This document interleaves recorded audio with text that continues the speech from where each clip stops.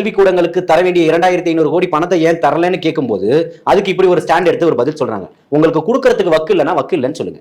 அதை விட்டுட்டு நீங்க மடைமாற்றம் செய்யக்கூடிய வேலைகளை பார்த்துக்கிட்டு இருந்தீங்கன்னா தமிழக மக்கள் ஒருபோதும் அதை பார்த்துக்கிட்டு சும்மா கைகட்டி வேடிக்கை பார்ப்பாங்கலாம் நினைக்க கூடாது. இங்க மிகப்பெரிய தமிழகத்துல மிகப்பெரிய ஒரு எழுச்சியும் தாய்மொழிக்காக தன்னுடைய ஒரு ஈரையும் நீத்திருக்கானா அது தமிழ் மொழிக்காக மட்டும்தான் இருக்கு. மாற்றுக்கிறதுக்கா ஐபிஎஸ் படிச்சுட்டோன்ற ஒரே காரணத்தினால உலகத்தில் இருக்கக்கூடிய எல்லா எல்லா அறிவுஜீவிகளோட தான் மிகப்பெரிய ஒரு அறிவுஜீவி நினைச்சிட்டு இருக்கிறாரு அண்ணாமலை. அண்ணாமலையை போன்ற மிகப்பெரிய ஒரு முட்டாள்கள் யாருமே இல்லை. 20,000 புத்தகங்களை நான் படிச்சேன். 20,000 புத்தகங்களை படிச்சாரா?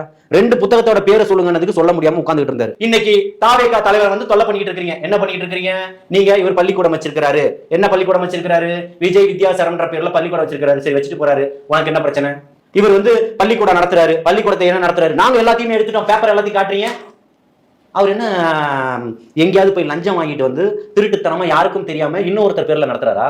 தான் பேர்ல சொந்தமா சம்பாதிச்சு வரி கட்டி ஒரு நிலத்தை வாங்கி ஒரு அறக்கட்டளை நிறுவி தன்னுடைய தந்தைக்கு அதுக்கு லீஸுக்கு கொடுக்கப்பட்டு, யாருக்கா இருந்தாலும் லீஸுக்கு தானே கொடுக்கப்பட்டிருக்கு. இந்திய அரசாங்கத்துடைய நிலைப்பு என்னென்ன சட்டங்கள் இருக்கோ அதன்படி தானே அது நடந்திருக்கு. அந்த இடத்துல ஒரு கல்விக்கூடம் நடக்குது. அதுல உங்களுக்கு என்ன பிரச்சனை? அதை நீங்க எடுத்துட்டு அவங்க என்ன திருட்டுத்தனமா பண்ணிட்டு இருக்காங்க?